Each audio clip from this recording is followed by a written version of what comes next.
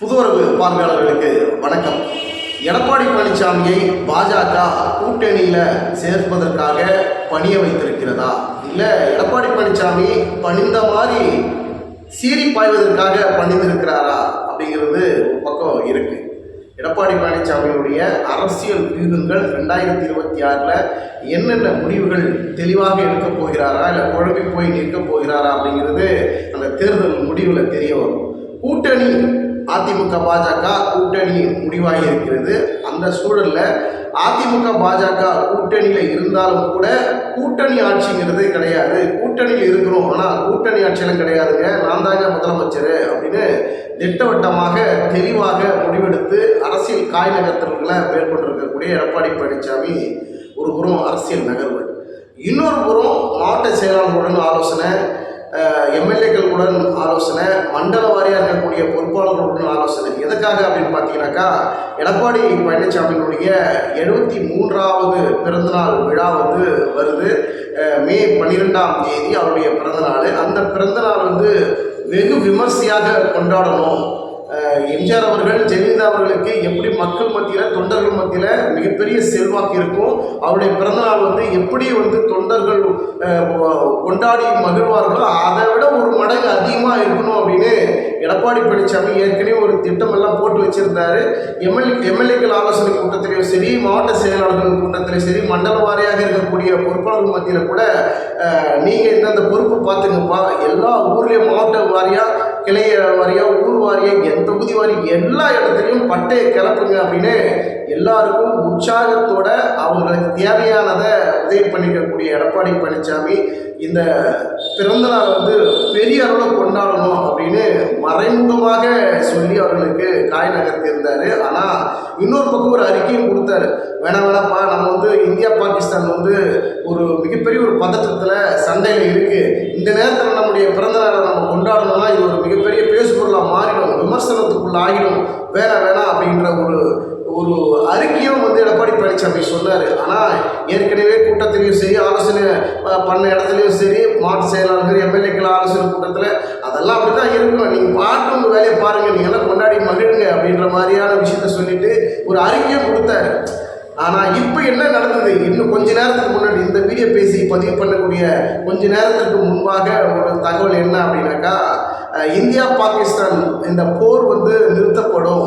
அதாவது பாகிஸ்தான் அமெரிக்க அதிபர் ட்ரம்ப் கிட்ட ஒரு தூது போய் இந்த போரை எப்படியாவது இந்தியா கிட்ட பேசி ஒரு நிறுத்தம் பண்ணணும், எங்களால் தாங்க முடியலைங்க அப்படிங்கிற மாதிரியான ஒரு தகவல் ஒரு தூதுவராக ட்ரம்ப் அவர்களை பயன்படுத்தி இந்தியா பாகிஸ்தான் போர் இந்த பதற்றத்தை தணிக்கக்கூடிய வகையில், இந்த போரை நிறுத்தக்கூடிய வகையில் நிறுத்தம் செய்ய இன்று மாலை இந்திய நேரப்படி 5 மணிக்கு இந்த போர் நிறுத்தணும் அப்படிங்கிற ஒரு அறிக்கை ட்ரம்ப் அவருடைய எக்ஸல பதிவிட்டிருந்தாரு. இது ஊடகத்தில் இப்போ பெரிய வைரலாக இந்த செய்தி போய்கிட்டு இருக்கு.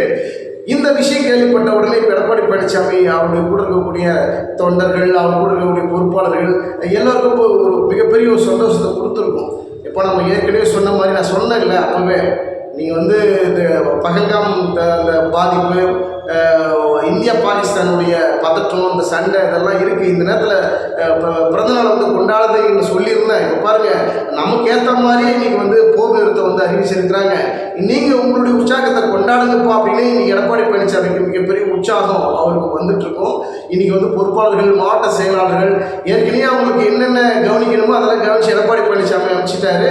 இந்த பிறந்தநாள் கொண்டாட்டங்கிறது எதற்காக அப்படின்னா, எம்ஜிஆர் அவர்கள், ஜெயலலிதா அவர்களுடைய பிறந்தநாள் எப்படி விமர்சையாக கொண்டாடுறோம் அதை விட 1 மடங்காக அதிகமாக இருக்கணுங்கிறதா எடப்பாடி பழனிசாமி மக்கள் மத்தியில், தொண்டர்கள் மத்தியில் தன்னுடைய செல்வாக்கை நிர்வகிக்கணும். நம்ம இருக்கிறோம்னு காட்டிக்கிட்டே இருக்கணும். நம்மளுடைய முகம் அனைவருக்கும் தலைவர்கள் போலவே, எம்ஜிஆர் ஜெயலலிதா போலவே தெரிஞ்சுக்கிட்டே இருக்கணுங்கிறதுனால நீங்கள் உங்களுடைய பகுதிகளில் பெரிய அளவில் கொண்டாடுங்க அப்படின்னு அந்த ஏற்பாடுகளுக்கு தீவிரமாக கொண்டிருக்கக்கூடிய எடப்பாடி பழனிசாமி இந்த போர் நிறுத்தம் வரை அறிவிச்சிருக்கிறாங்க. இன்னும் உற்சாகம் அடைவாங்க. இப்படி ஒரு பக்கம் இருக்க, எதுவாக இருந்தாலும் ஓப்பன்னீர்செல்வத்தினுடைய ஆதரவாளர்கள் அவர்கள் சம்பந்தப்பட்டவுடன் நம்ம கட்சி சார்ந்த அதிமுகவுடைய தொண்டர்களும், பொறுப்பாளர்களும், மாவட்ட செயலாளர்களும் ஓப்பன்னீர்செல்வத்தினுடைய ஆதரவாளர்களுடன் தொடர்பு கொள்ளக்கூடாது, அவருடைய எந்த தொடர்பு வச்சுக்கக்கூடாது, அப்படிப்பட்ட நபர்கள் நமக்கு வேணாம் அப்படிங்கிற ஒரு கண்டிஷனையும் எடப்பாடி பழனிசாமி போட்டிருக்கிறாரு அப்படிங்கிற ஒரு தகவலும் வருது. ஓப்பன்னீர்செல்வம் எடப்பாடி பழனிசாமி, சசிகலா இவர்களெல்லாம் ஒன்றிணைந்து அதிமுக பாஜக கூட்டணியில் ஒரு மாபெரும் கூட்டணி உருவாக்கணுங்கிறதா பாஜகனுடைய மிகப்பெரிய அஜெண்டா. ஆனால் எடப்பாடி பழனிசாமி அதற்கெல்லாம் வேலைக்கு ஆகாதுங்க, நான் ஒன்றா கூட்டணியில் இருக்கிறேன், நீங்கள் சொல்கிற இவங்கெல்லாம் யாருமே வேணாம், ஓ பன்னீர்செல்வம், சசிகலா, டிடிவி இவங்க யாரும் வேணாம், நான் கூட்டணியில் இருக்கிறேன், கூட்டணி இருக்கிறதே தவிர கூட்டணி ஆட்சி கிடையாது, நான் தான் முதலமைச்சர் அப்படிங்கிற தெளிவாக காய் நகர்த்தக்கூடிய எடப்பாடி பழனிசாமி அவர் பணிந்திருக்கிறாரா, பணிந்த மாதிரி நடித்து சீரிப்பாய காத்திருக்கிறாரா அப்படிங்கிறதான் மிகப்பெரிய ஒரு பார்வையாக இருக்கிறது. பொறுத்திருந்து பார்க்கலாம். 2026 சட்டமன்ற தேர்தலில் பாஜக அதிமுக கூட்டணியில் இன்னும் எந்த கட்சிகளும் பெரிய கட்சிகள் இன்னும் கூட்டணிக்குள்ளே வரல. அதாவது தேமுதிகவோ பாமகவோ மற்ற கட்சிகளும் எந்த கட்சிகளும் இதுவரைக்கும் பாஜக அதிமுக கூட்டணியில் உறுதி செய்யப்படாத ஒரு சூழலில் இருக்கிறது. நாளைக்கு 11ஆம் தேதி பாமகவுடைய சித்திரை திருவிழா முன்னிட்டு அவங்களுடைய மிகப்பெரிய ஒரு பெரிய கூட்டம் இருக்குது. அந்த கூட்டத்தில் என்ன முடிவெடுக்க போகிறாங்க பாமக அப்படிங்கிற மிகப்பெரிய ஒரு எதிர்பார்ப்பும் இருக்குது.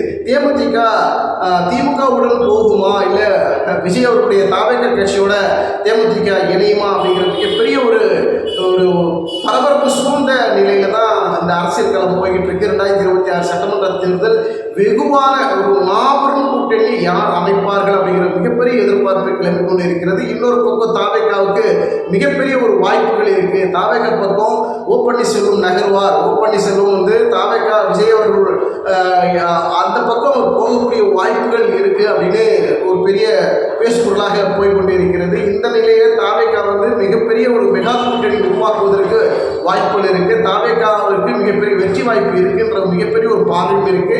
இன்னொரு பக்கம் பாமக, அதாவது பாஜக அதிமுக கூட்டணியில தாவேகாவும் இணைந்து ஒரு மாபெரும் இயக்கத்தை, மாபெரும் கூட்டணியை உருவாக்கலாம் அப்படிங்கிறது பாஜக அதிமுகவுடைய மிகப்பெரிய மாஸ்டர் பிளானாக இருக்கிறது. இந்த மாஸ்டர் பிளான் எடப்பாடி பழனிசாமி கொடுக்கக்கூடிய அந்த மாஸ்டர் பிளான், அவருடைய ஐடியாவை தான் விஜய் அவர்கள் நம்ம கூட்டணிக்கு வந்தால் மாபெரும் வெற்றி நம்ம பெறலாம் அப்படிங்கிறது எடப்பாடி பழனிசாமியுடைய ஸ்கெட்சாக இருக்கிறது. அது பலிக்குமா பலிக்காதா, 2026 சட்டமன்ற தேர்தல் எடப்பாடி பழனிசாமிக்கு சாதகமாக இருக்குமா, பாஜக அதிமுக கூட்டணியில் தாவேகா இணையுமாங்கிறது போக போக தெரிய வரும். பொறுத்திருந்து பார்க்கலாம்.